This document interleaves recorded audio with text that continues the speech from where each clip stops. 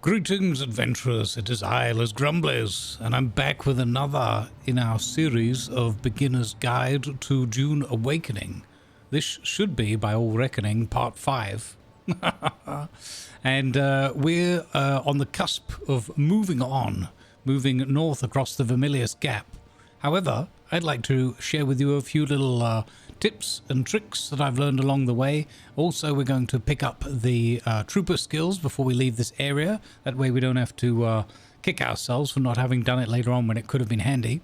And yes, then we're going to go through some steps to prepare ourselves and our base for indeed that moving on step. So without further ado, last time out we finished fashioning our sand bike. We also have gotten ourselves quite a few bits of materials from the various quests we've been through. What I have done is I have gone out and gathered some materials and put it into the storage. If we hold F for more and look at the inventory of this bike, there's 252 copper ore, 49 granite stone. I want to share with you a tip. Rather than taking the stuff out of the bike like that, I want to share with you a quick way that you can get familiar. Once your bike is within range or within your shielding of your base that's powered on, you can go to a storage container, such as this small one here, open it up, and on the top left here above your personal backpack inventory, you can click on this drop down list here and you can see vehicles that you have access to the storage of in this drop down list, in this case sand bike. In the future the devs have said that there'll probably be a way to name these vehicles, but anyway, for now, click that sand bike and look, lo and behold, there's the copper ore and granite stone that are in there. We can simply drag and drop those in or double click them across. And hey presto, what a lovely, smooth and easy way, rather than putting it into our pockets first and moving across the box. You can literally go to the storage item there and access any vehicles, as I said, that you have access to the storage of. So there's a little cheeky tip for you. But it doesn't end just there. This base actually, because I've been busy playing on official on my live streams, this base actually ran out of power in between sessions. It's been a few days. And when I got back on, I was like, oh, power's out. Let's go and put some power cells in the generators. And I thought this would be a good opportunity to show you one bit of info and a trick that I've learned. It's not really a trick, it's a feature of the game, but it's not so obvious, I don't think. So one is take out our construction tool. Actually, yeah, go outside. So grab our construction tool, go down to repair and have a look. And you can see, look, this base is excellent condition, but not perfect.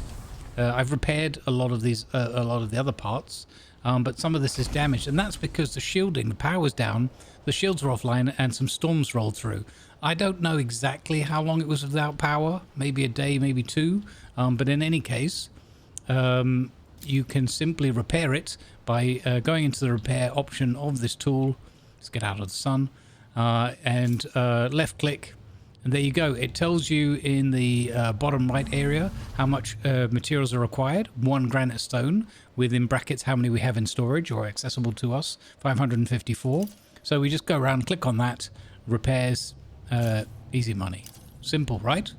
Now, how do you go about avoiding that you run out of power in the first place? Well, of course, you provide in the early game fuel cells for your fuel generators, which we have up on our roof. And I'm going to show you a trick here that I learned a little ways into playing, actually, quite some time. I don't know whether I missed it in a tutorial or what the deal is, but I hadn't twigged. I had been coming up to these power generators, for example, and the same thing applies when you get into different forms of power later on and the different components or ingredients that you have to put within them. But if we open this up by pressing E, we will see that our total uptime in this power generator is 2 days, 10 hours, 46 minutes.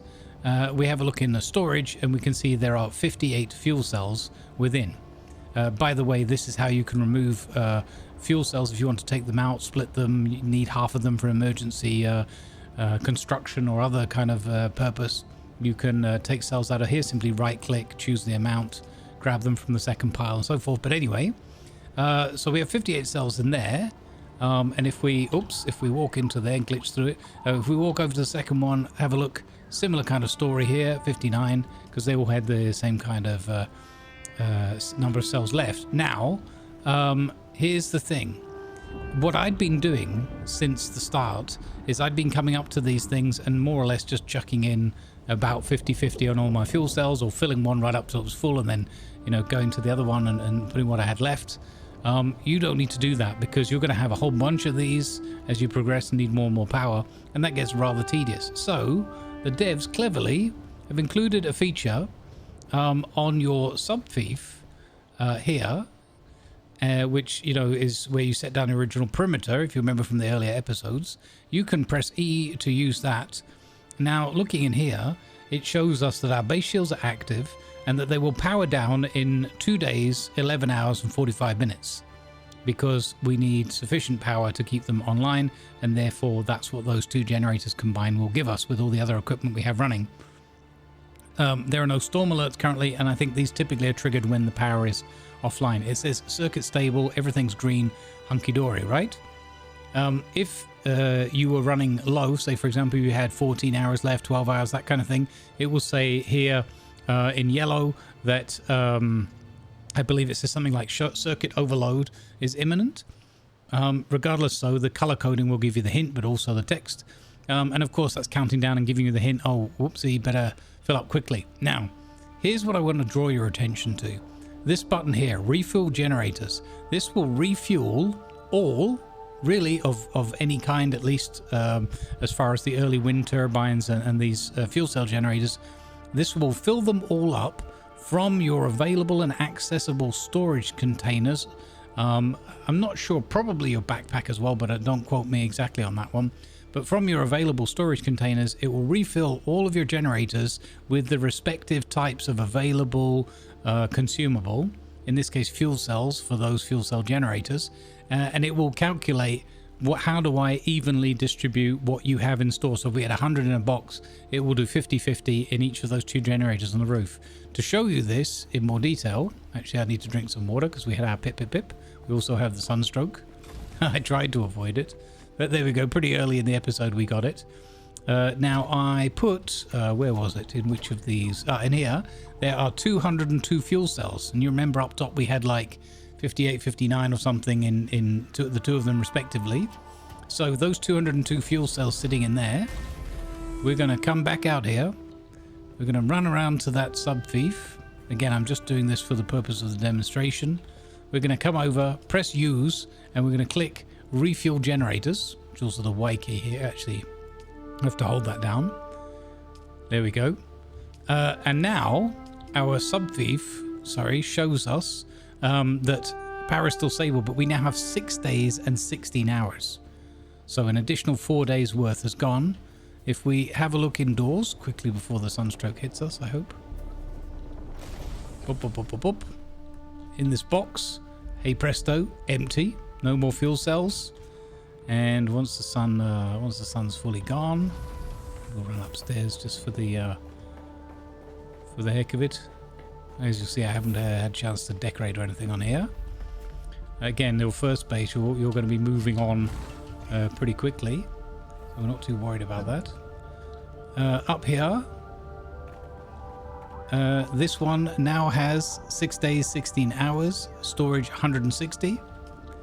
So it added about that 101 or whatever of the half. And here, 6 days, 15 hours, 159. So again, whatever the other half was to match that up. Hey presto. And that is, I think you'll agree, super easy, really well thought out, wonderful idea and design from the devs, I think. Only thing I would say, not really a hard criticism, but it could have made it a little bit more obvious. Or it could be me and I have to go back and play through my own tutorial again or something. Whoopsie, mouse shenanigans. But yeah, there you go. That's how to quickly refuel all of your generators with all types of different consumables for them respectively. And you'll learn more about that as you go through the game.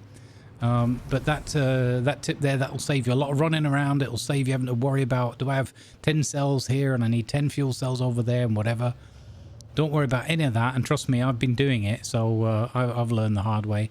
Just go to your Sub-Fief or whichever Advanced Sub-Fief, whatever you're using, and click on refuel generators from your stocks. Now, again, remember the other tip I showed you on the roof to take stuff back out. If you are short on fuel cells for something else that you're trying to craft, produce, etc., then you can go back up to those on the roof, and you can open the storage on the middle tab, and you can take out as many as you want using right-click split, and take whatever you want into your pockets. All right, we fill up on water since we've deposited a whole bunch of blood in here that we had stored up. Let that processing, and let's go and do the Proving Grounds mission, which you can see in the middle right. Which is to get ourselves the trooper skills unlocked. We're going to need weaponry, obviously, some darts. We have our rifle. We have our Caliph's Drinker, wonderful stabby. We have no shield, but we have power and a passive suspensor belt. Actually, the one thing we're going to do before we head over there, because I know we're going to need it, we're just going to craft up the rest of that copper ore, which I had grabbed earlier. We're going to check over here on the fabricator whether there was anything that we needed before we headed out. Oh, there are these better... Did we craft that in the previous episode? We did. We've got the scavenger still suit already. Okay, wonderful. Good. There's one last thing I wanted to do as a top tip for your base maintenance. We also have the vehicle backup tool, which we can utilize shortly and talk about. There's a couple of other things actually before we go any further. I recommend unlocking the Solido Replicator. This is the tool used to replicate, or basically create a blueprint of your existing base. I recommend you do this. You might prefer to build a base from scratch, a simpler one, a larger one, whatever. But this will at least get you a footprint and get you going in your new location when you move on. It's quite a nice little trick and nice bit of design. The other things we should unlock are, in probably this order, the Cutteray Mark 1, because you're going to need that to harvest iron in the next region. The Recycler, because it's an absolutely great way of keeping your storage decluttered and getting some spare components and equipment that you might need by recycling higher tier things that you happen across in your adventures. Personally, I would unlock the Power Pack Mark 1 as well, because as I've stated previously, the Power Pack is very important for you. Other things that you could unlock, we'll get into the Kilrab soup later once we've moved across. We don't have any iron yet, so there's not much point in unlocking the next tier, iron, steel, and so forth, until you have a ready access and the ability to process those other, I was going to say ingredients, but those ores. The other things you could unlock if you have enough intel, in this case we have 24 still left, is the Litter John, which is another water holding canteen, and the water cistern I think is an important addition to your base, but I think that's something we'll save for when we get across in case something else comes up that we think is more valuable in the meantime. That's pretty much it for the unlocks now. Yes, I wouldn't worry too much about the other bits and bobs. Save your points at this time. Have a quick look again at the skills, make sure that we haven't missed out on something. We did unlock the planetologist and start spending a few points there, but I'm not going to get too much into these right now. Dew gathering, that's something we'll see in the next zone. Possibly rerouting, because it'll save you some power, it'll give you some better power regeneration on your battery pack, but again, nothing that I'm too worried about right now. Also, fuel efficient driver could be handy, but you won't need to worry too much about that in the early game to mid game when you're mostly driving around on a sand bike. Changes a bit once you get to the buggy. Okay, so with all that said and done, I hope I'm not rushing too much on that. We're going to head over on our bike now, that because imagine on foot this would take us a little while. We can be, it's doable, but we're going to head over here to the east to the Proving Grounds contract using our bikes. It's going to save us a lot of time. And in our pockets we have ammo. Actually, one thing, we have bandages, so very important we check that we've got some bandages, plenty there in our pocket. We have our vehicle backup tool, so we can put our vehicle away without worrying in case a storm comes that it's not sheltered, not protected. We're not going to get shot at by NPCs respawning in and things like that. We have our weapons, and they're in good order. They don't need repairing. Yeah, we're pretty much good to go. Is there anything else? Oh, and we have our armor set. So when we get there, we're going to get into a little fight. We're probably completely fine. in the still suit, to be honest. But we could wear the armor, or if you're not as comfortable yet with the combat in the game, or it's just something that you don't like a lot, or you don't feel you do very well at, then just take your armor set with you. Your trade-off is obviously the space you're using in your pockets. Now, I have seen a little bit more Wormsign today, so I suspect Jeff, the worm, as I like to call him, is around about. So we're not going to dilly-dally too much on the sand. I'm going to keep an eye out for Wormsign, which is a little wiggle that happens in the bottom center of the screen just below the speed readouts. There we go. Right on cue. Perfect. That wiggle means that we're on the deeper sand and the worm is potentially a threat. The vibrations are attracting the worm in, so we want to make sure that we don't spend too long on that deep sand. We want to get back to rocky ground and the shallow sands around them. The other thing is, so what you want to do is plan your journeys across the sand accordingly, so that you're not going to spend too much time and get caught by triggering the worm. Bear in mind that the worm will surface and give you a big old warning and tell you very cinematically, hey, I'm here, I'm upset, you're annoying me, and I'm coming for you. If you don't heed that warning and head to safety, he's going to come up another time, and if you're unlucky, he's going to come straight for you. And no vehicle in this game can outrun the worm. When it's at full pelt and it's coming for you, once it's been triggered and it's coming for you, no vehicle will outrun it. Flying vehicles are also at risk if they are within the grasp, as it were, the reach of the worm as it breaches. So keep that in mind too. I'm not going to say anything more about that. I'm going to let you work that out for yourselves and take your own risks. But don't say I didn't warn you. All right, we're going to stop here, and we're just going to deal with this person here. So we'll use our benegesserit skill, bring him over. We're going to stab at his ankles and miss him. Then we're going to finish him off. Okay, here we go. And you, sir, it's very rude shooting at me. I'm talking. Okay, we're just going to get ourselves a little bit more Solari here, some money, and some loot from that chest. Actually, oopsie, stabbed for no reason. We're going to get a little bit more blood. Because, why do we get the blood, Master Bruce? Because blood is water, water is life, and life leads us to the spice. Alright, our improvised blood gathering tool is nearly broken. There's the old spaceship that we did the quest for before, so we'll just have a little look at the map. We're going to rock hop from here to here, a little bit of a risk, over to here where the mission is. We're traveling at night, but in any case, when you're also, an important tip, when you're on your bike, or in a buggy, or an ornithopter, you are technically safe from the sun. So you will not suffer effects of the sun. This will not save you from sandstorm damage at all. It will damage both your vehicle, potentially wrecking it very rapidly.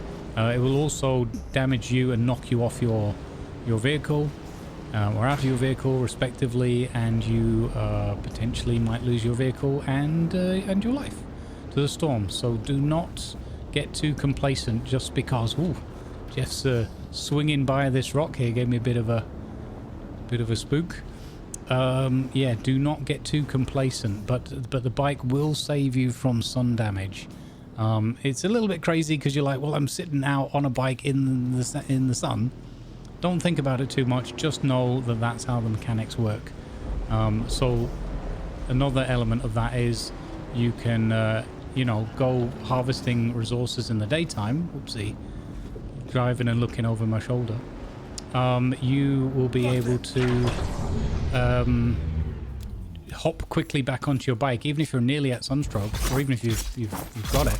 Just get back on your bike as quickly as you can, and you'll start recovering. Very important tip.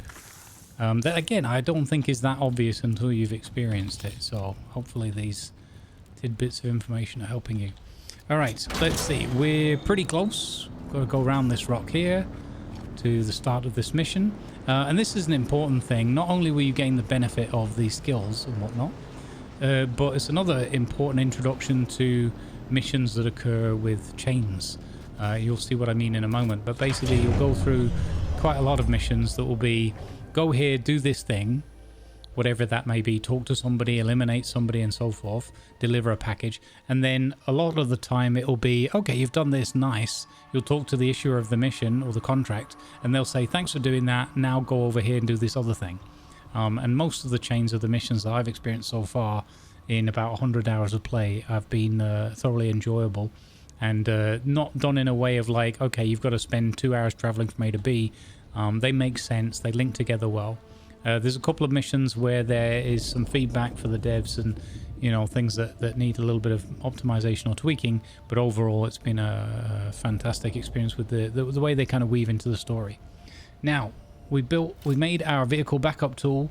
We're going to pop back here. The storage should be empty. We're going to back up that vehicle. We don't really need to do it here, but I'm doing this partly to demonstrate and also to tell you it's good to get into a habit of making sure, because if we're in here fighting and whatever, the fight goes on a bit longer than we were hoping, and a storm just happens to kick in now, well, your vehicle would be potentially exposed there depending where you parked it.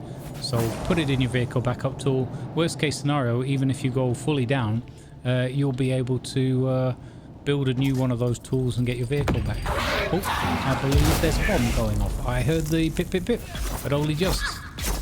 It was very quiet for some reason. I don't think I've got the sound volumes down that low, but there you go. Okay, so completed kill Atu Gloven. So we achieved the first elimination, and as previously just mentioned a moment or so ago, oh, bomb, tick tick tick, oof, nearly, they nearly got us with that one. There is now a follow-up. So kill Gerzi Toll in Shamal Tunnel. If we press M to look at the map, we will see it's going to take us over here to the next contract. We can probably run there, to be honest. We could get our bike out. Doesn't make too much difference either way. We're going to go this way now that we've triggered this other bomb. So there's probably some... oops. There's probably some peeps out here, potentially. Oh, there's another little camp here. Okay, well, camps are good because we'll get some more blood and we'll get some more money. Alright, down you go. Check over our shoulder, make sure there's no one else around. Because, as I said, the camps are sometimes 1, sometimes it's 2, and sometimes 3, or they're right next to a bigger location. We're going to keep using our compass here to guide us. It looks like it is... oh, it's 400 meters. It's quite a way. I'll tell you what, let's get our bike out. I'm not feeling like walking. So we'll get our bike out with our vehicle backup tool again. We'll drive out of here and we'll start heading towards the next bit of the contract. See? This is why I waited with, you know, nothing wrong. You can do it however you want, whenever you want, whichever order you prefer.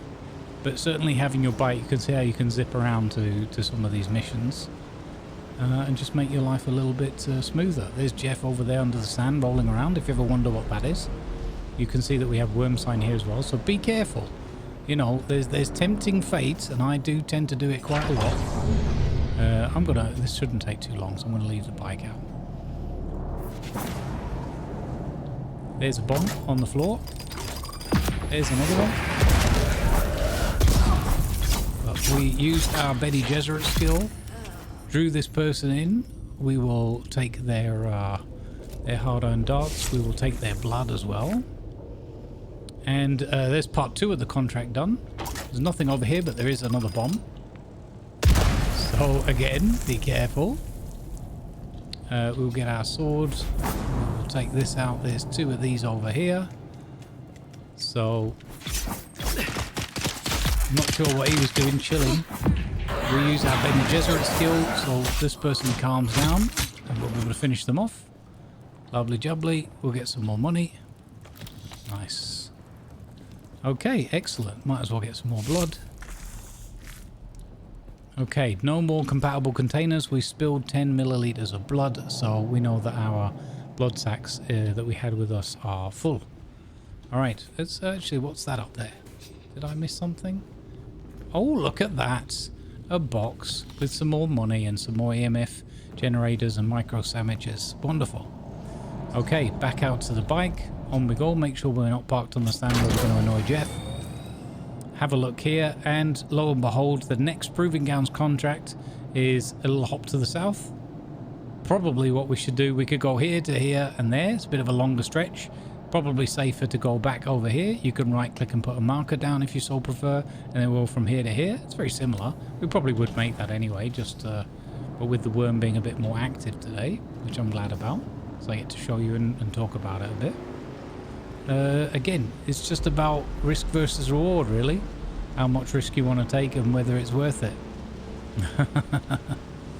So I'm perhaps being uber cautious here because, you know, I want to show you the tutorial, and as much as it'd be fun to show you what it looks like when you get eaten by the worm, it means I'm going to have to do a little bit extra recording and whatever, and it's a blooming hot day here again, so I'll try and get this more of a one and done. Alright, there's that dust kicking up again. I feel like Jeff's right on top of us here. He's really, he's adamant. Okay, looking again at our compass, the marker is 180 meters ahead of us, and also it's up above. So it looks like we might have to do a little bit of climbing. One tip I can also give you is it's worth driving around these places, because just like this, sometimes, I don't know this map obviously by the back of my hand so far, sometimes you'll find a little spot where you'll be able to drive up. Not always. So in this case, oh, here we go. Here's the little cave here, I believe, where we're going. Let's make sure we haven't been followed too closely. Under here, the bike should be sheltered, so we're completely safe from that regard. Here we go. We've got this last cavern. We're keeping our ears out for bombs. We use our benegesserit skill there and kill. Oh, hello! Somebody snuck up right behind us. Wow, that was close. There we go. They're down. And let's see. Kill Cardanus Ulan. Who goes there? I go here. All right, you're going to be sneaking around over there, aren't you? Hello. Don't bring a gun to a knife fight. Wait, something wrong about that. Done. Completed. Contract complete. Wonderful. Let's have a look up here what they were hiding and hoarding. Sometimes missions will have you look at little scrolls and stuff like that. In this case, not the thing. And now the mission you can see says Proving Grounds report back to Gesserit at Griffin's Reach. So all that remains is us for, well, we can grab this little bit of material here. Take out these, even though we can't grab any more blood yet. Heavy attack, there we go. But I won't mind taking a little bit of coin with me. Nice, thank you very much for your service. And we move on. Right, let's go. Pretty straightforward mission set. A little bit of travelling around. Once you've got the bike, so much easier to come over here and just get that done. And now we just have to return back to Griffin's Reach. And this is going to dovetail quite nicely. Let's go out this way, it looks beautiful, doesn't it? This is going to dovetail quite nicely with moving on. So taking our next steps and crossing the gap into the Reach, where we will no doubt, or we absolutely will, have a little encounter with Jeff that hopefully won't go too badly. Famous last words. Okay, so we've got the wobbling on the sand. We're irritating Jeff. Not too badly. When that starts to go very red, that's when you're causing the big trouble. And that's when he's going to come and start making a bit of a fuss and having a go at you. Okay, so we've got 2.5 kilometers to go back to Griffin's Reach. Again, I can take a fairly direct route across the sands, making sure that I don't stay on the open sand, the deep sands, for too long. There we go. We can use our home symbol because we built close to Griffin's Reach. We know that on the little compass up above. We know we've got that as a good indicator, good guide, as it were. Here we are on the open sand. I'm going to come back towards the rocks again, because there's Jeff right there. Oh, it's scary. Okay, that means he's passing by, but it doesn't mean he's coming in directly to attack. He'll always pop up and have a little bit of a shout in your ear and let you know what's what. Alright, I have had instances, however, where I've kind of like bumped into him and kind of had my path blocked and stuff like that, so it just means the worm is there, it's active in the area, and you should heed that warning. Alright, here we go. Obviously I have the benefit of doing this a few times, so I've got a feeling for where I'm going on this part of the map at least.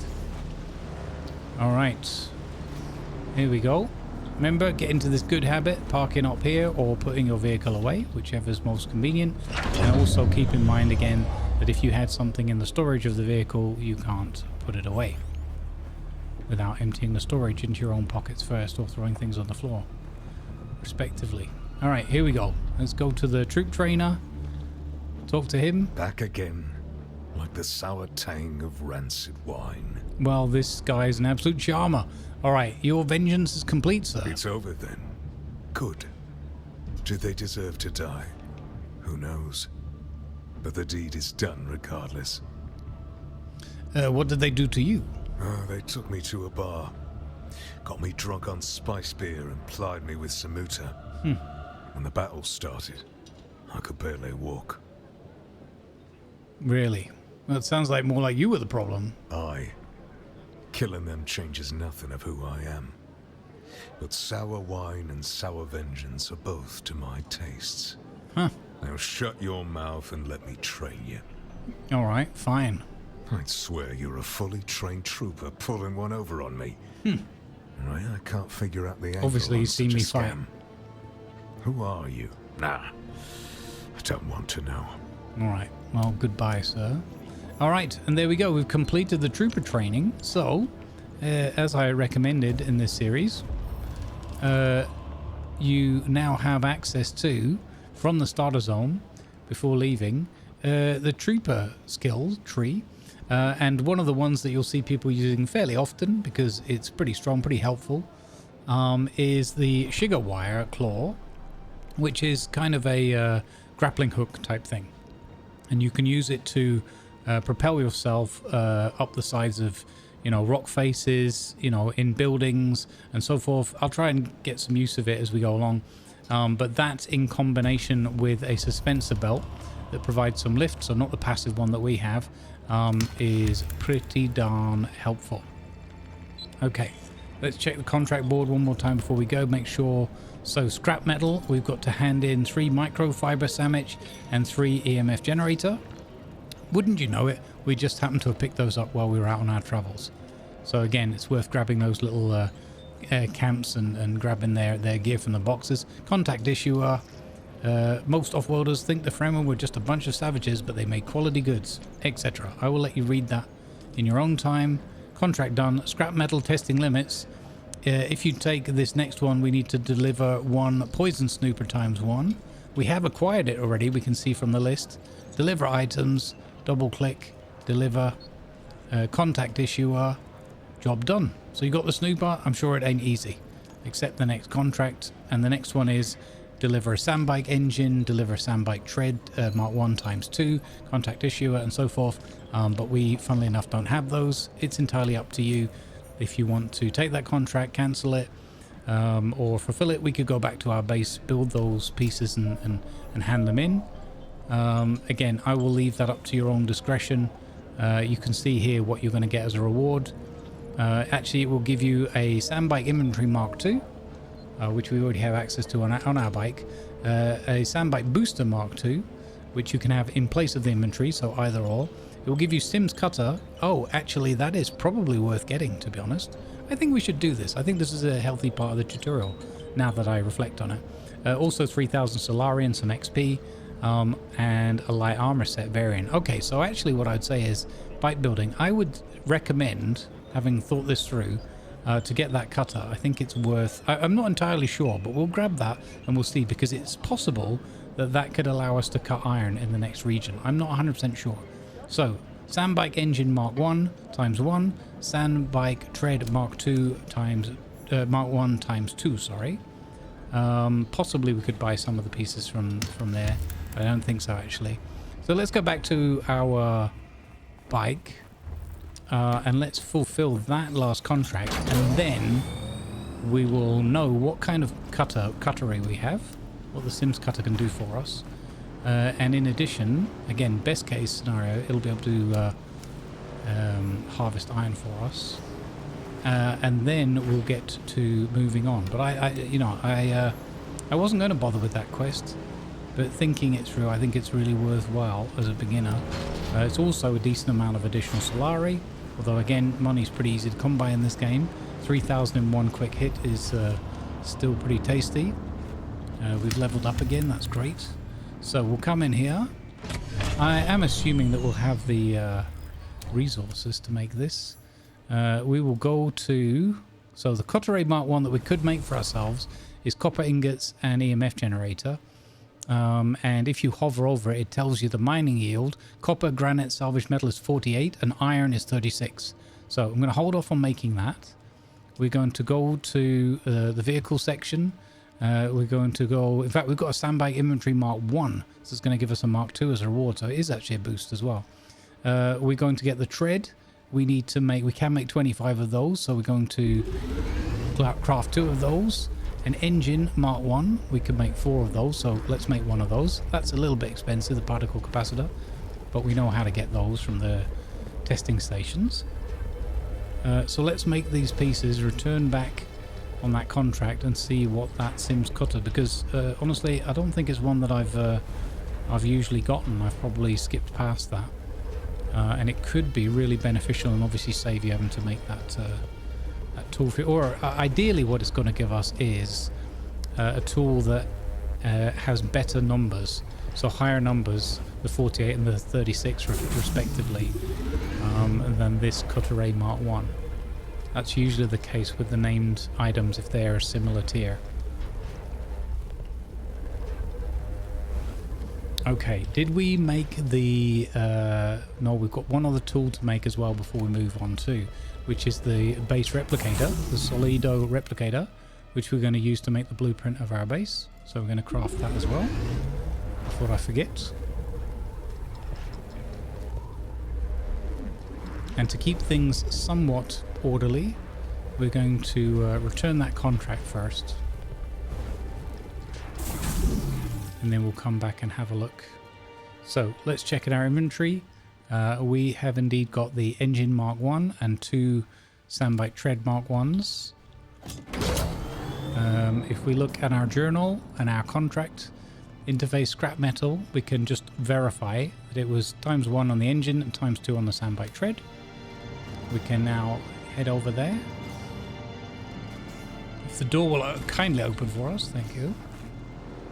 I'm pretty sure that they've improved that in a patch, because the door used to often open too slowly when you were approaching it, and you'd kind of get stuck on it and end up rolling backwards and everything, and it was kind of irritating experience. So I believe that they've improved the timings on those. Could be just that I used to approach it at absolute max speed and therefore cause myself a problem. Alright, off we hop. Back into Griffin's Reach. Over to the contract board. Here we go. Deliver items. 1 engine delivered. 2 wheels deliver. Contact issuer. Yes, these will do nicely. Excellent. Marvelous. No further contracts available, so we've completed all of those. And as part of that, we were given a sandbag booster Mark II, a sandbag inventory Mark II, so this has got more slots and more volume than the one that we've fitted ourselves, and the Sims cutter. And look at those numbers. The Cutteray Mark 1 was 48 for copper and 36 for iron, and this is 63 for copper, granite and salvage metal, and 48 for iron with the same power drain. That is fantastic. I am glad that I took the time to show you guys that one. That's well worth it. That's going to help us a lot going forward. Marvelous. Plus the money, plus the experience. Doesn't get much better than that, does it? Alright, let's head back to the building and let's prepare for the drive north, because that's the big climax moment for this episode. I hope that you folks have been enjoying it. I know I've had a lot of positive feedback, both people popping into the live streams on YouTube and Twitch and saying thanks and pointing out how it's helped them, and of course the comments on the videos and the thumbs ups as well. So keep those coming. Please let me know if the videos are helping you, if you've got suggestions or things that you've learned in your progression that I've missed out on as well at this stage. I'm always happy to learn. I'm not a know-it-all. So yeah, let me know. Okay, so we're back and we've got the better Cutteray tools, so we're ready to cut iron as well when we get there. So now it's all about driving north to the Vermilius Gap, researching the advanced construction kit, and constructing or interacting with an advanced Sub-Fief. We are going to drink some extra water while we're here. We're also going to, let's see, have we got, we have a full literjon of water. Fantastic. We've got a little bit of pocket space, so we're okay. I think we got some better pants given to us. Or those, no, maybe not. I thought there was a full, it said something about a full armor set. In any case, doesn't matter. We've got a lot of blood bags on us, full of blood. However, I'm going to keep that on us because when we get there, we're going to need to build, obviously, some of this equipment again. Okay, so when it comes to moving across the gap, moving on, there are a couple of possibilities. The main way the journey is kind of prompting you is to just kind of pack up whatever you want immediately on your bike or in your pockets, or if you don't have the storage attached and you want to use the booster, and just drive across. So it wants us to reach the next zone, which is denoted by these white lines here, these border lines, the next region. It's up here and you're heading to this place here where the contracts are. It's called the Anvil. This is the big hammer rock that you can see from far off, and we've got to get from here Hagar Basin South to there without Jeff eating us. Now look at the areas where we've been teasing Jeff. For example, here, this short crossing, even things like this, where we haven't seen Jeff, we haven't fully provoked him, but we're already tingling his senses.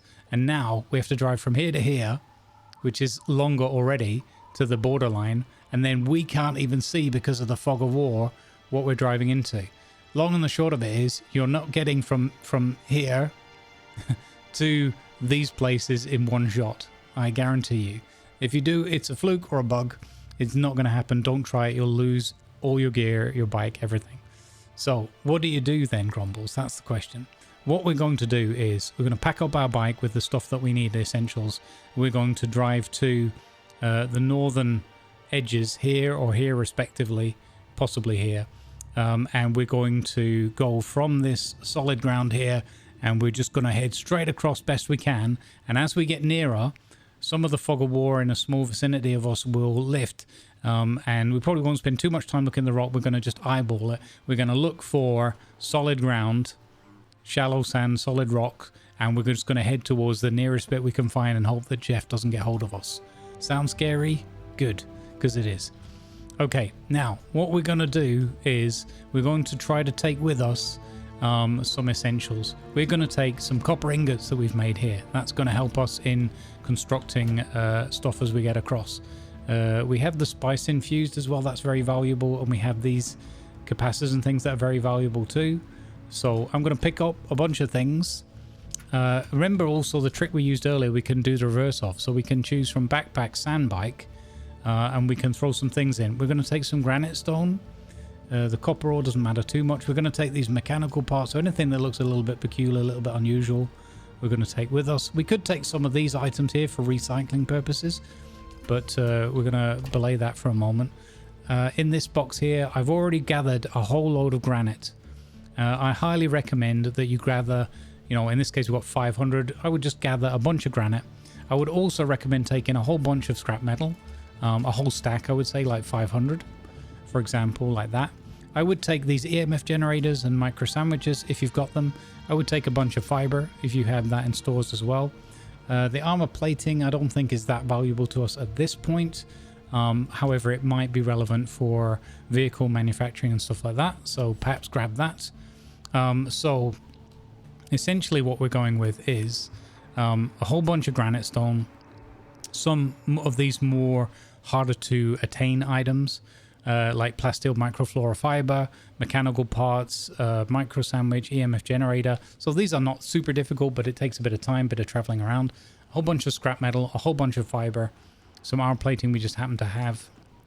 And then in your pockets, again, if you've got more of the same things in the stacks, just throw them on board. We'll take the copper ingots. That's filled our bike up. Now, obviously, we don't want to lose our bike, so we've got to be careful there. But essentially just grab things like spice-infused items that you've picked up, particle capacitors, stuff like that. Take your money, although again, there's a school of thought you could put half your stuff here and not risk losing everything all at once, but trust me, you can make it across the gap as long as you don't dilly-dally and do anything silly. We'll see that together in a minute. I'm going to take these blood bags with us so that we'll be able to immediately start processing some blood on the other end. And actually what I'm going to do as well, what I would like to do is I would like to take one of these with us, but they're full of water, so I don't want to waste the water.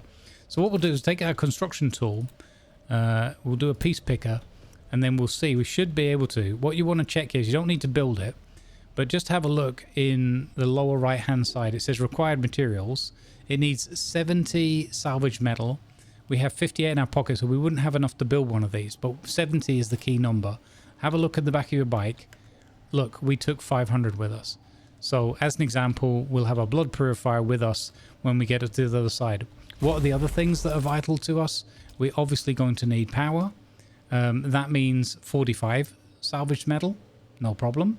And we're going to need to build the Sub-Fief, or the bigger brother of that, the Advanced Sub-Fief. So at an absolute minimum push, the Sub-Fief is 25 salvaged metal, so we have enough to put one of those down as well. Okay, a storage box is going to be handy, that's 35, and so on and so forth. So you can see we're taking enough with us to get a foothold where we're arriving. All of those resources obviously are gatherable on the other end, but the sooner you can get yourself a little foothold, get out of the sun, that kind of thing, get some blood processing going, the easier a time you're going to have of it on the other end. So make sure you're full of water, utilize that. One of the things that the game is going to ask you to do when we get to the other side as part of the journey steps is abandon any of your bases, your Sub-Fiefs, if you've built more than one down here, but abandon any and all of them that are down in Hagar Basin South. So essentially in this zone here, it's going to ask you to abandon your bases. There's no immediate time limit, but it does, if you're following the locked journey steps, it does block you from progressing further until you've done that step. So in other words, take what you can with you. One of the options you could do while you're traveling initially, like we're about to do now, is you could go around with your construction tool, use the demolish, and you could go around, say for example, your small chemical refinery, demolish that, get back the ingots that you used for it. Obviously take your mouse with you, whatever, take your fabricator, things like that. So there's different ways. Some people just abandon everything and just like, whatever, I don't care, I'll just start from scratch again. Some people will come back here with their bike, demolish every single piece that's here, the lighting, everything, put it all in their back of their bike, in their backpack, drive back and forth 2 or 3 times. There's no wrong and right answer. Do whatever it feels comfortable to you and whatever you have time for. But part of me it would also recommend, don't waste all the resources, but take the key things, take the crucial elements with you. And that way, if you then get caught up in the journeying and the next adventures and leveling up and stuff like that, you don't have to worry about coming back here. But you will be able to fulfill the journey step to abandon your base. Okay, we're going to put our Solido Replicator, our base blueprint maker, on our hotbar at number 6. We're going to grab it. It doesn't matter where you do this from, but we can see that we're looking at whatever's within our Sub-Fief here. We're just going to look at it, and we're going to left click to copy building. And look, we made one. We also got leveled up. We got some additional XP for completing a journey step. And you can see now that blueprint, even the steps that's facing the wrong way there. That's quite funny. But we would basically be able, wherever we put a Sub-Fief down, we'd be able to place this inside of it and build it up piece by piece with the construction tool if we had enough granite. And hey presto, we have another base. So for example, by having that blueprint, we could build just this lower part, build the roof all across there, close it in, be water sealed, safe as houses. Don't even have to build the whole of the base that we have on the top and all the rest of it if you want to do a completely different design, but you could at least have your basic garage and your storage area ready to go. So use the replicator tool. That's what it's there for. If you really want to start from scratch, that's fine. Just remember, again, if you're building in the daytime especially, you're going to get burned. You're not going to have a fun time. Don't recommend it. One thing I think that we didn't have because we put them all away, we could either go back up to the roof and get ourselves some of those batteries back out of our power stores. Or we can just come over here. We've seen some battery packs that we can cut up on the ground. So I'm just going to grab some and just make sure that you've got some fuel cells with you as well. That's the other essential, really. All right, here we go. Here's the scary part. Now, it's entirely possible, you know, Murphy's Law and all that. It's entirely possible that I could go to show you this and it could go horribly, horribly, horribly wrong. And we could lose everything. So look, you can see moving across the sand there's Jeff. Look at that. He's actually popping up and showing out of the sand. That's terrifying. So we need to get from here, from these rocks, to some of those rocks somewhere over there. There's 2 patches that you'll basically want to aim for. Straight northish towards the hammer and that first bit of lower rocks down there. You'll never get all the way to the back, so don't even try it. Or up this bank here and towards that set of rocks there. Both of them look pretty scary, don't they? Both of them look pretty scary. Here comes Jeff hustling up the sand in front of our faces. Scary, scary, scary. Be a little bit fearful, but we're going to go for it. So we're doing it live or not. It's a VOD. The fact that Jeff is roaming around there is really intimidating me. I'm not putting it on for the camera work, as it were. I'm genuinely nervous about how this is going to go. Anyway, we're going to start here. We've got no wiggles on the bottom screen, so we're on shallow sand or rock, so that there's no vibrations. We'll have one last look at the map, and we're going to head across there best we can. We have no booster attached. Now, if you're really feeling nervous about this, you could indeed put the booster on, and that way give yourself a little bit of a boost while you're crossing. There's also a Sardaukar ship over there. We don't want to run into that. But here we go. We're going for it. We're going to go up the hill here and aim for this bit over here. Jeff is definitely going to get irritated and pop out on us because... There we go. He's coming. There he is. Oh my lord. We have annoyed Jeff. There's the rocks just over there. We're entering the Vermilius Gap. He almost looks like he's trying to swallow the Sardaukar ship. So what you want to do now that Jeff is irritated is you do not want to... Well, what you want to do is get to solid ground as quickly as you can. Here we go. Now you see the little Wormsign wiggles at the bottom of the screen are gone. That means we're on shallower sands. We're near the rock face. We have made it in one go. I was genuinely nervous because, again, you know, it's when you go to demonstrate something is when it often goes wrong. Oh, look, there's Sardaukar there. We do not want to get caught by the Sardaukar. That will be horrible. We're also being shot at by some angry locals. So I'm going to just take a quick detour. This wasn't part of the plan. I'm going to take a quick detour this way because I really, really, really don't want to have the Sardaukar encounter. We're going to go this way. We've discovered the one of the metalworks areas. We're going in this area. You'll find there's lots of gaps through rocks and paths and things that you can take. So we're going to just drive through and find ourselves a way, hopefully without too much trouble, without too many people shooting at us. Here we go. This looks like it could be a nice way out again on the other side. Up and over. Little bit rumpy bumpy, but we're okay. Okay, marvellous. We've made it. There's the big old hammer again, and here comes the Sardaukar warning. Okay. Not the smoothest transition across the gap you'll ever see. Hopefully yours will go a lot smoother, but hopefully you had some fun and some tiny little bit of heart palpitations on my behalf. Okay, right, let's stop here for a moment and just have a look around and take stock. Let's have a look at the map. Now, really important, when you get to that first set of rocks, excluding that part there, but the area that I've crossed there from north of the trade centre, the Griffin's Reach, anywhere along here, across there, you're not going to run into these sand hazards. This is drum sand. We don't know necessarily too much about that yet. And there is another form which is called quicksand. You don't want to run into either of them, basically. Drum sand, as it sounds, makes very loud drumming vibrations in the sand, attracting Jeff much sooner. So look on your map. If you see these, plot a route through the middle, around the edges, wherever you have to go. Do not go through the middle of it. It will vibrate. It will draw Jeff in a lot sooner, and it could be no bueno. It could be hasta la vista for your bike. So we're going to head over here towards this and start working our way around towards the anvil, which is our overall destination. You could already start setting up your base if you wanted to. Actually, I've got to be careful. I was nearly jibber-jabbing so long that I got caught by the starter car. We're going to cross here where Jeff's going to be prevalent. So again, we're going to make sure we're not going to go over drum sand. We're going over there towards our map marker on our compass. Off we go. Leave us alone, you bullies. You can see this reddish colour here in the sand. That's part of the story and the lore of the area. We'll learn more about that as we go along. Now what you could do is drive up and through the middle.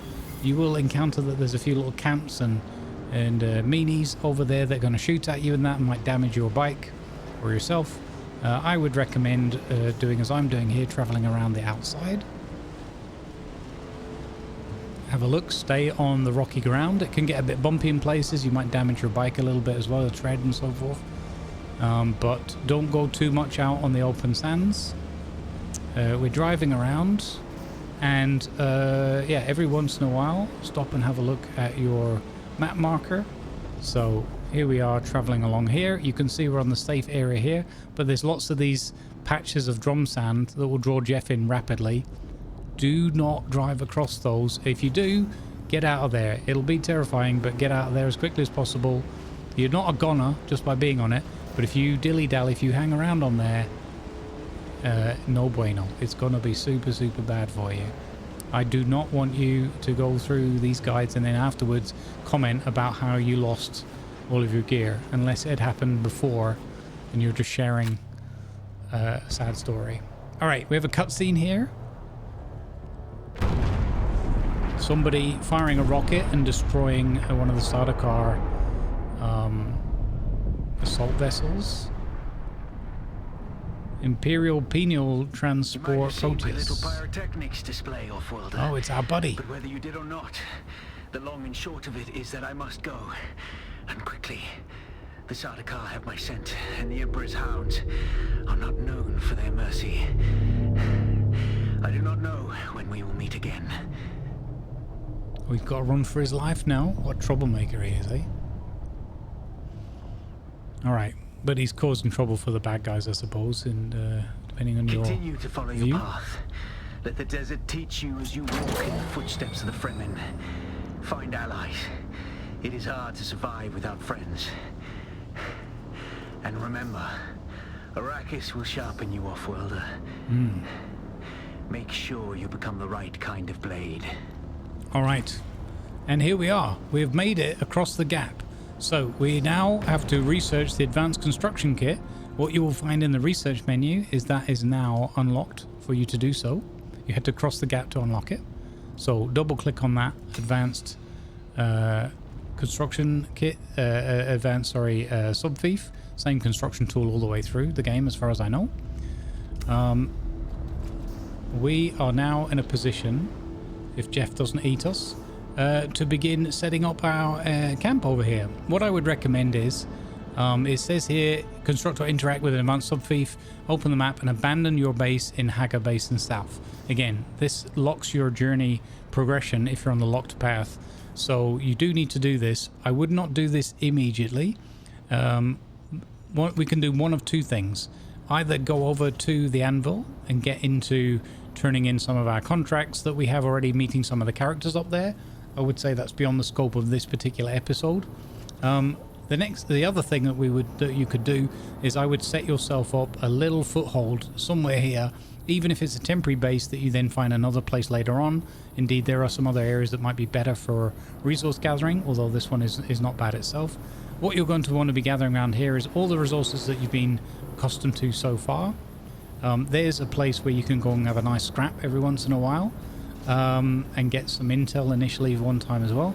But what you're going to be looking for are these nodes here, in particular iron, and we're going to get into iron processing. As we have the Sims cutter as a reward from one of those last contracts we did, that's going to be hugely beneficial for you in progressing, because we'll be able to cut the iron and also cut it more efficiently than the Mark 1 Cutteray we could have learned otherwise in the tech tree. So definitely get yourself the Sims cutter, because free tool and it's also a good tool. Now let's check the map. There's the anvil, and we can cross this gap here. But what I'm going to show you is very briefly, and again, you can do this anywhere around here. I recommend this area. You're very close to the anvil. If you set up on that side, you're literally just down the hill from where you're going to... in fact, I'll show you a spot. There's this side here I like because it's a quick clear run, even though you have to dodge Jeff. Again, it's not much of a long run as long as you don't go on the drum sand. But let's show you, as beginners, the safest possible option. Remember that we still have all of our gear, all of our kind of our life's belongings, more or less, apart from our starter base, on us. So we don't want to get eaten by Jeff whatsoever.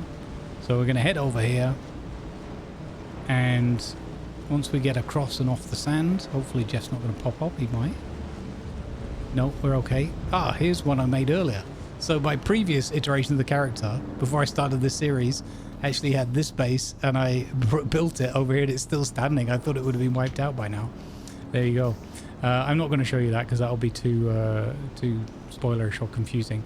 But over here, there are some nodes. Now, it's important to remember that when the Coriolis stone comes through each week, usually on a Tuesday, there or thereabouts, one of the things it will do in this area is it won't change all the points of interest and the map in general, but it might very well or should shuffle all of the resource nodes around.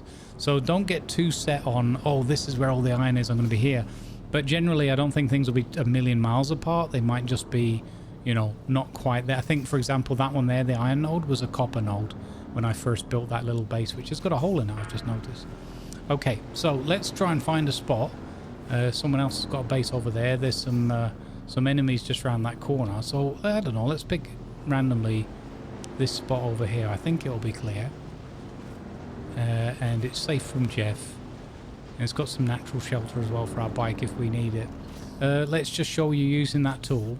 It's also got some water. So look, what did I say before? Even though we're going to use more blood for water now, we are unfortunately going to be building in the daytime. So, you know, we've got some... we can get out of the sun here as well. But there's no enemies directly on this rock, so that's good. They'll spawn right on top of you. Let's get our Solido tool out. Look at our blueprint, okay, which is roughly, if we turn it around like that. So we can, for example, put this down here. And you still use our back door to come out and get our water like we used to. Wonderful. Easy. But we need to have it within our land, so we get our construction tool out. We go to our utilities, we look at Advanced Sub-Fief, which is what it wants us to build, and we see it needs 40 scrap metal. So we go over to our bike, we hit escape to close the tool. Actually, we get on our bike to get rid of the sunstroke risk. There we go. Another player has got their base just there, so we don't want to crowd, but it's kind of fun if they see that others are moving into the area. So we're going to go to the back of our bike, we're going to open our inventory. We're just going to grab as much scrap metal as we can carry, because that's going to be pretty much the first one we need. We're going to go F5, and then look, we're going to place our Advanced Sub-Fief. We want to place it. We can hold left Alt, and scroll our mouse wheel, and we can try and place this wherever we want. So we don't want to encroach too much on out there. And again, you can move this ladder, you can destroy it, you can build a new one. So don't worry too much, you're just getting yourself a little foothold. Now, we remember the shape of our building where we had our garage and our bike coming out the front. So I'm just going to plonk that down there. I'm going to escape out of the tool, and I'm going to get on the bike because I've got myself nasty sunstroke again, because I'm silly. Because I'm building in the daytime. Don't do it. Don't do it to yourself. Build at night. Okay. So we have our Sub-Fief down. Remember, we can move that within the perimeter so it's not blocking anything. It's not in the way. So let's just grab that, move it, and I'll put it up here by this rock for a minute. Then we're going to get our replicator tool out. We're going to pick up our... we have an Advanced Sub-Fief, so it's a much larger... plot of land than what we had before. I'm going to... all pieces must be placed in land. So here we go. It would be here. Actually, the bike is just ever so slightly in the way. So we're going to just pop that up here out of the way. We'll come back over here. Again, the sunstroke thing, we can quickly hop on our bike. So You see where it says in red, all pieces must be placed within land. Let's plonk that down there. Confirm placement, double left click. Blueprint successfully placed. Also, you'll see that the replicator tool was consumed in that action. So you no longer have it. So you do have to think a little bit like, do I want it to be here or not? But again, you don't even have to build that entire blueprint. You can make adjustments to it, get rid of it entirely, change your mind and go and build somewhere else. Just destroy your Sub-Fief and then nothing's even there yet. Let's cut this stone here. Have a little bit more granite in our pocket. There we go. Okay, and then let's press number 5 for our tool, and we can start building. So you look at your pieces, you hold left click on them, and look at that. Hey presto, they start being constructed. Not enough materials, so I think that was a bit of a fib. So we can already get some shelter. Oh no, okay, we've run out of granite stone. So let's go back while we're building the building pieces. And honestly, I wanted to show you this a little bit because it's such a great tool. It's so simple and so beneficial. So I'm going to put all that scrap metal away again. Grab as much stone as we can carry. Again, we might need more.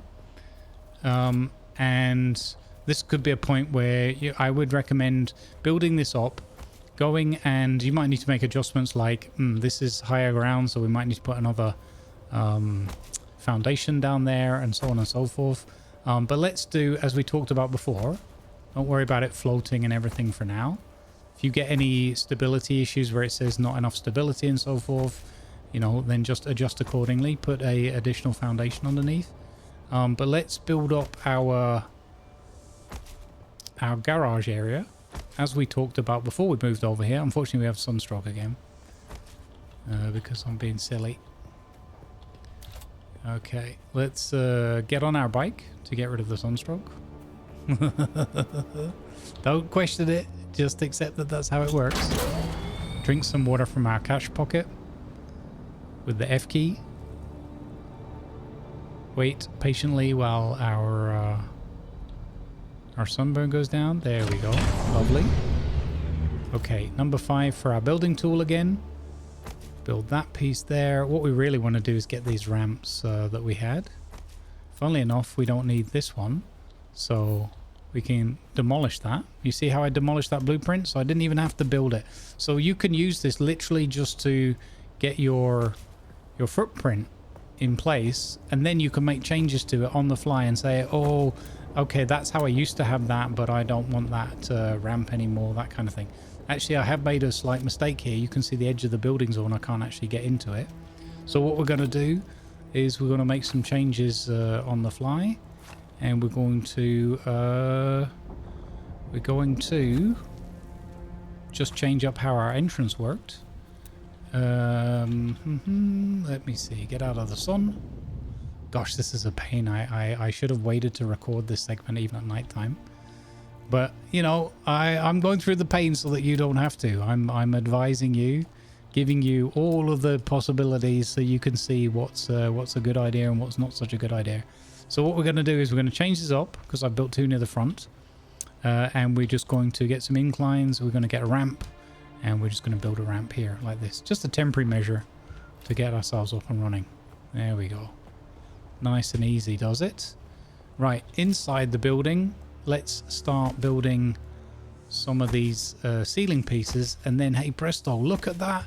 We already have cover from the sun. And we only got sunstroke about 3 times so far. Okay, there we go. Building those up piece by piece. Might run out of granite at some point, but hopefully we'll have enough with that 500 we brought across. Again, not necessarily doing the whole building. Possibly going to change it all up entirely. None of that matters. All you have to do is get yourself a little spot down like this. And look at that.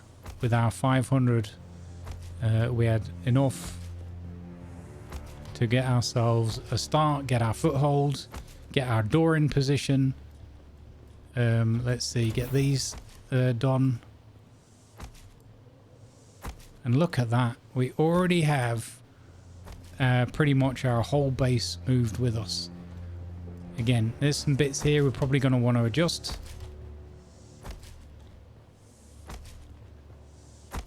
as we go along. Again, don't even have to have all of these pieces done. Just the minimum. Okay, we've run out of stone there. But look at that. We've got Watersealed already on the left-hand side. So already we have a base plonked down to put some shelter. We can go and get our little bikey bike over here. Like so. This is, you know, I'm going to look back at this and I'm going to be like, I can't believe I didn't just take more time and do the base properly. But, you know, I'm just showing you warts and all, beginner's guide style. Don't be afraid of anything. Just get your foothold in place. Here we go. We can drive up. The door's open. Hopefully they won't close on us again. Come on, I can get in there. I can do it. There we go. And look at that. We're in. We're water sealed. The bike is safe. What's the next thing you're going to do? You're going to get some of that scrap metal out of here. You're going to hit number 5 for your construction tool. You're going to hit R. You're going to choose utilities. You're going to get... well, I would even start with this. Get yourself power. Just plonk it down anywhere. You can move it so easily afterwards. Like so. Go up to that. Press deposit to put some fuel cells in. And there you go. You're shielded. Your Sub-Fief is in place. All your permissions are set by default for yourself. And then the associates you pick. You have a roof over your head. You're water sealed. Job done. You have moved. You have gone across the gap. We put ourselves a couple of storage boxes in. Like so. Then we can look at other utilities. Fabricator. If we need one, refineries. So what was the other thing we wanted to do that was super, super important? Of course, we wanted to get our blood work possible again, didn't we? There we go. Plonk down blood processing. Use it. Deposit the blood that we already bought in our sacks as part of our preparation. And hey presto, you have water production in your base having moved across the gap. And the only reason that took as long as it did, for me, even trying to do it step by step as a guide, is because I built during the daytime. Which is, again, kind of a no-no. Don't build in the daytime because you'll get sunstroke all the time and it'll just be really, really annoying. You know what we can do as well? We can make this a little bit neater, I think. We can demolish those. We can go to our building sets. Here's our original building set as well, the yellow sort of sandy coloured. There's also a new building set we've unlocked, this lovely white stuff, and we'll use some of that straight away, mix and match. Inclines, and we're going to go to the half ramp, because I much prefer a half ramp gradient to a full ramp. And I've run out of pieces. How could I have run out of pieces? Goodness me. Okay, let's okay, maybe is it the different type costs more? 2 of those. Oh, we need a bit more stone. Okay, but anyway, you get the point. You can do yourself a more slender. Here we go. This stone has come back for us already. Rescue hero of the video. This piece of stone. All right, last ramp. Coming over here. There we go. And we'll just make it 100% complete like that. Then what we could do is we could go to structural, get some pillars, outside pillars, like that. And we can probably do that and that. And then that doesn't look so bad, does it? Like it's just hanging in the air from nothing. Look at that. Bingo. Grab one of those. Put that down there so that doesn't look so bad. Look at that. Cooking on gas now. Just fill in the gaps as you go along. And perfect. We've got ourselves a little starter home with some adjustments on the fly. I'm glad I did it like this actually rather than fully planning it out.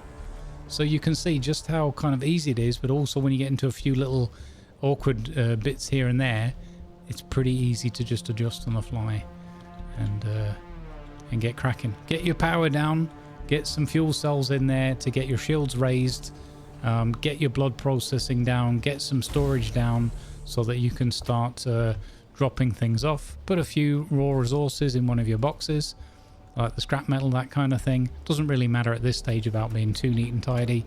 Put some maybe more tricky to receive resources or find in there. And grab the rest of the stuff out of your bike. So open that box, top left, choose sandbike, grab your fiber as a basic resource. Might as well put these sandwich things in there as basic resources. In here, put your, again, sort it out however you want to. I'm not going to tell you how to be your own base mom or dad. But there we go. We've got ourselves a lovely foothold. The next things we're going to need are, press the R key again, are utilities. So we're going to want a fabricator, of course, so that we can make equipment, heal kits, whatever. This is obviously entirely up to you, however you want to do this. If you want to start changing the layout of your base entirely and so forth. Do keep the power in mind, however. So currently under general settings on the power, you can see we're using 35 out of 75. Remember that previously we had 2 power generators, so just be mindful if you build an additional piece of equipment and suddenly you hear a kind of brrr and everything powers down. Well, don't be too surprised. Probably worth already getting yourself a second generator up and running. Could probably right here throw one in the corner, shuffle some of these things. Remember, if you want to move one of these around, you just go to move mode. Look for it to go orange like that and move it. Then we could try, and if I've got enough room, can I be cheeky and squeeze one in there? No, not quite. It's not having any of it. Alright, doesn't matter. I'll just come and put it in over here. Job done. Alright, we've got 2 sets of power. Again, you can go out to the Sub-Fief, which we put at the back wall up here. Oh, there we go. If we crouch down. Refuel generators. Hold the Y key. Oh, one final tip before I go. Press E to use your Sub-Fief, and just make sure, because it doesn't necessarily do this by default, to check that box there. Put the diamond in. Set as respawn location. That way, should the worst happen, you can respawn here. For whatever reason, it doesn't do that automatically each time. The other thing you can do is it says Advanced Sub-Fief console. You can give it a name. So here we can call this Grumbles Beginners. There we go. Confirm. And now you know exactly what this base is. So when it's referred to in any of the context menus, you know what we're talking about. Alright, that's going to wrap up Beginner's Guide Part 5. I'm doing this after a full day of live stream and unpleasant hot weather, so hopefully I haven't over-egged it, under-egged it, rushed it or whatever. Please let me know in the comments if you enjoyed this one, if it was helpful. I tried to cram a few extra tips and tricks in without it just being one of those, here's 10 things I wish I'd known, but maybe I should do a video like that. Let me know. In the meantime, I wish you sincerely good vibes, and I look forward to continuing this journey now that we have crossed the gap. Good vibes, everybody. Remember, I'm number 3. Don't ask what happened to number 1 and 2.